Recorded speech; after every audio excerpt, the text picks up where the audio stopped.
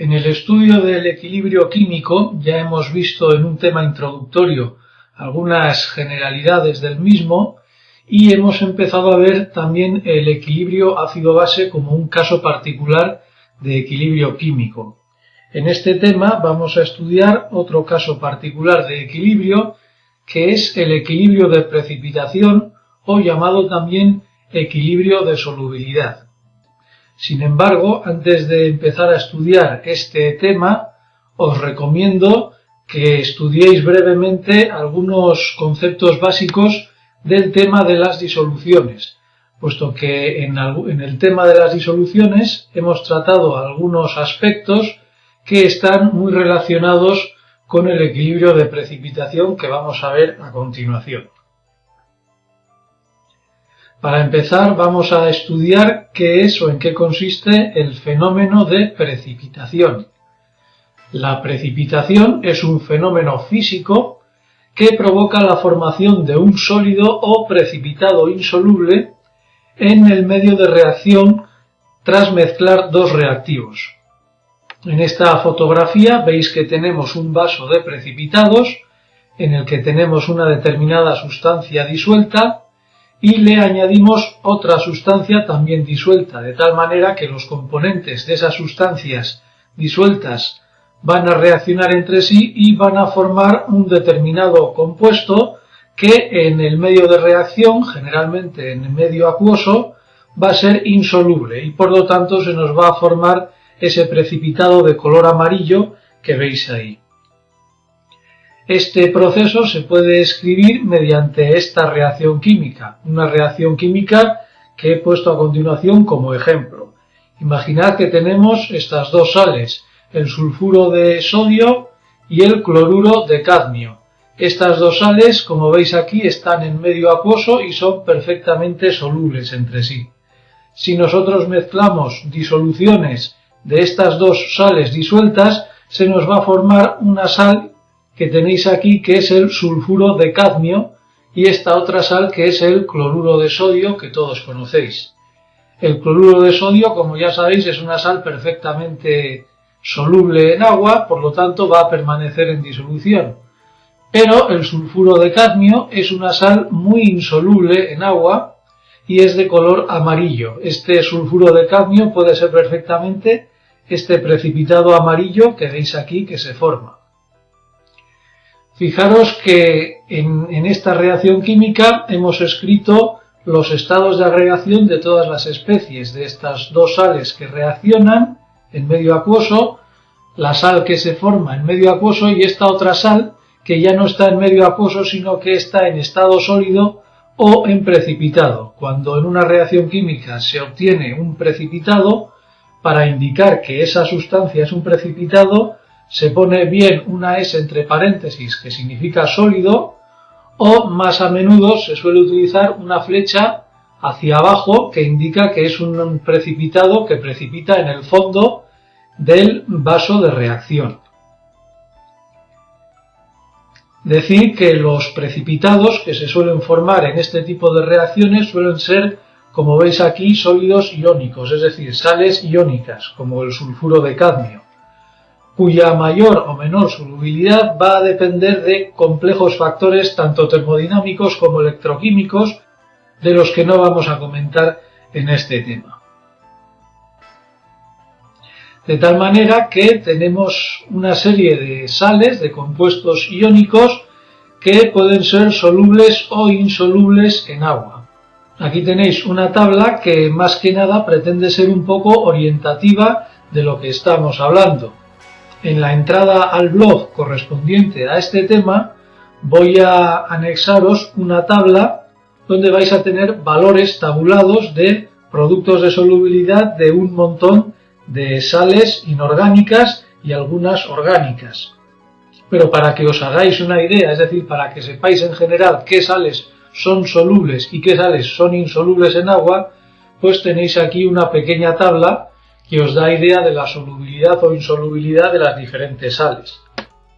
Os voy a explicar brevemente cómo funciona esta tabla. Aquí tenemos la columna de aniones y la columna de cationes. Si nosotros tomamos, por ejemplo, cualquier anión y los combinamos con cationes alcalinos o con el catión amonio, pues vamos a tener que las sales que se nos van a formar van a quedar en medio acuoso, es decir, van a ser sales solubles. Lo mismo va a ocurrir, por ejemplo, con aniones como el anión nitrato, el anión clorato o el anión acetato, que combinándose con casi cualquier catión nos van a dar una serie de sales que van a ser todas ellas solubles en agua. Sin embargo, tenemos otros aniones, por ejemplo el anión cloruro, bromuro y yoduro, que en función de con qué cationes se combinen van a dar sales insolubles o solubles. Si estos aniones se combinan con los cationes de plata, plomo 2, mercurio 2, cobre 1 o talio 1, nos van a dar lugar a sales que, como veis aquí con esta flecha hacia abajo, son sales que son insolubles, es decir, sales que van a formar un precipitado. En cambio, si estos aniones reaccionan con cationes que no sean estos que hemos citado aquí, pues nos van a dar sales perfectamente solubles, es decir, que nos van a quedar en medio acuoso. El estudio de esta tabla orientativo pues lo podéis continuar, por ejemplo, con los aniones sulfatos, sulfuros, los hidróxidos, los carbonatos y los fosfatos. He procurado poner sales más o menos representativas. A continuación vamos a hablar de qué es el llamado producto de solubilidad de una sal. Imaginemos el siguiente experimento. Tenemos aquí en esta imagen un vaso de precipitados. Se nos ha formado el precipitado anterior, es decir, el sulfuro de cadmio, pero este sulfuro de cadmio está, como vemos, en equilibrio químico respecto a sus iones constituyentes, es decir, en equilibrio químico respecto al ion sulfuro y respecto al ion cadmio 2. De tal manera que, como tenemos aquí, cuando se nos forma una sal insoluble, es decir, un precipitado, se va a establecer un equilibrio químico entre ese precipitado y sus iones constituyentes disueltos. De tal manera que esta disolución que he pintado aquí de azul claro se dice que está saturada. Este equilibrio químico se puede escribir, como vemos aquí, mediante esta reacción química. El precipitado, como nos indica esta flecha mirando hacia abajo, el precipitado del sulfuro de cadmio está en equilibrio químico respecto a sus dos iones constituyentes, es decir, el cadmio 2 y el sulfuro, ambos en estado acuoso. Este equilibrio químico, como todos los equilibrios químicos que hemos visto hasta ahora, está gobernado por una constante que en este caso se denomina constante de solubilidad K sub S, como tenéis aquí. Y como toda constante de equilibrio químico, su expresión matemática en este caso va a ser la concentración de iones cadmio por la concentración de iones sulfuro. El precipitado sulfuro de cadmio, puesto que es un precipitado, no forma parte de la disolución. Por lo tanto, el divisor de la concentración del sulfuro de cadmio evidentemente no se pone. Por lo tanto, la constante de equilibrio de este producto de solubilidad, como veis, tiene una expresión muy sencilla. Simplemente es el producto de las concentraciones de ambos iones en disolución acuosa. Hasta ahora solo hemos visto un precipitado, el sulfuro de cadmio, que dada su estequiometría es un precipitado muy sencillo, cuyo producto de solubilidad es igualmente sencillo. Pero ¿qué es lo que ocurre cuando tenemos una sal cuya estequiometría es ya más compleja? Pues aquí he puesto un caso general de una sal A sub A, B sub B, es decir, una sal formada por A moles de A y B moles de B, que en equilibrio químico se disocia parcialmente en A moles del catión A y en B moles del anión B, de tal manera que su constante de solubilidad general va a ser igualmente el producto de las concentraciones de los iones constituyentes, pero estos a su vez elevados a los respectivos exponentes, es decir, a los respectivos índices estequiométricos según esta reacción química. Como vemos, tanto en el producto de solubilidad como en la constante de acidez o basicidad que vimos en el tema anterior, la expresión general del equilibrio químico es siempre la misma.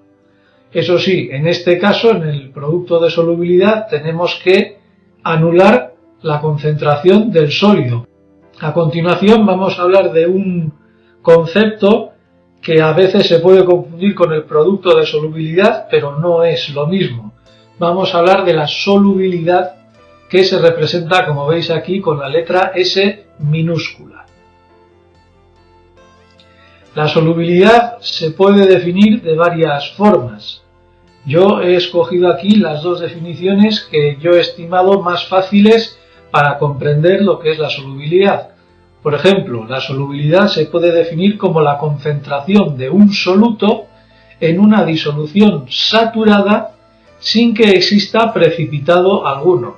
Es decir, si nosotros tenemos una disolución saturada, quiere decir que esa disolución ya no admite más cantidad de soluto. Si añadimos más cantidad de soluto a una disolución saturada, recordando el tema de disoluciones, lo que ocurriría es que se nos formaría el correspondiente precipitado. Por lo tanto, la concentración máxima que admite una disolución de un determinado soluto, esa concentración es exactamente igual a la solubilidad del mismo. Este concepto de solubilidad también se puede definir con esta segunda definición: la cantidad máxima de soluto que puede aceptar un volumen de disolvente sin llegar a precipitar. Es decir, nosotros tenemos un volumen determinado de disolvente y nosotros vamos a ir añadiendo soluto. Al principio, puesto que la concentración de soluto va a ser bastante baja, pues no se va a producir ningún precipitado. Pero si nosotros llegamos a una cantidad de soluto superior a la solubilidad del mismo, lo que va a ocurrir es que este soluto va a empezar a precipitar. La solubilidad, evidentemente, tiene sus unidades. Normalmente, esta solubilidad se suele dar en gramos por litro de disolución. Es muy importante entender el concepto de estas unidades. Evidentemente, un litro de agua no va a admitir la misma cantidad de sal que 10 litros de agua, 100 litros de agua o 1000 litros de agua. Sin embargo, cuando os den los datos de solubilidades de gramos por litro, es muy conveniente que paséis esos gramos por litro a moles por litro. Porque, como vamos a ver en los problemas correspondientes a este tema, vamos a utilizar reacciones químicas donde estas reacciones se van a describir mediante el uso de moles. Por lo tanto, tenéis que utilizar más las unidades de moles litro que de gramos litro. Vamos a ver a continuación qué relación existe entre K sub S, es decir, el producto de solubilidad, y S, la solubilidad. Vamos a estudiar nuevamente nuestra reacción que habíamos puesto al principio, el equilibrio de precipitación que establece el sulfuro de cadmio con sus dos iones constituyentes, el cadmio 2 y el sulfuro. Como veis, un mol de sulfuro de cadmio nos origina un mol de catión cadmio y un mol de sulfuro. Por lo tanto, la solubilidad en este caso es exactamente igual a la concentración en el equilibrio de iones cadmio, que, dada la estequiometría particular de esta reacción química, es también exactamente igual a la concentración de iones sulfuro en equilibrio. Por lo tanto, si nosotros sustituimos esta solubilidad en el producto de solubilidad K sub S, que ya sabemos que para esta reacción es el producto entre las concentraciones de cadmio y sulfuro, tenemos que esta K sub S es exactamente igual a S por S, puesto que las concentraciones de cadmio y sulfuro son iguales e iguales a su vez a S, y por lo tanto, en este caso, el producto de solubilidad es simplemente el cuadrado de la solubilidad. Es evidente que este precipitado que hemos estudiado, el sulfuro de cadmio, es muy simple porque su estequiometría es 1 a 1. pero vamos a estudiar un precipitado ya más complejo como es este que tenéis aquí, el fosfato ferroso. Fijaros que es una sal que está formada por 3 cationes ferroso y 2 cationes fosfato, de tal manera que este precipitado que tenéis aquí va a estar en equilibrio químico con 3 moles de catión ferroso y 2 moles de aniones fosfato. Por tanto, si aquí por cada mol de fosfato ferroso se originan 3 moles de ion ferroso, la solubilidad va a ser 1/3 de esta concentración en el equilibrio, es decir, como tenéis aquí, 1/3 de la concentración de cationes ferroso en equilibrio.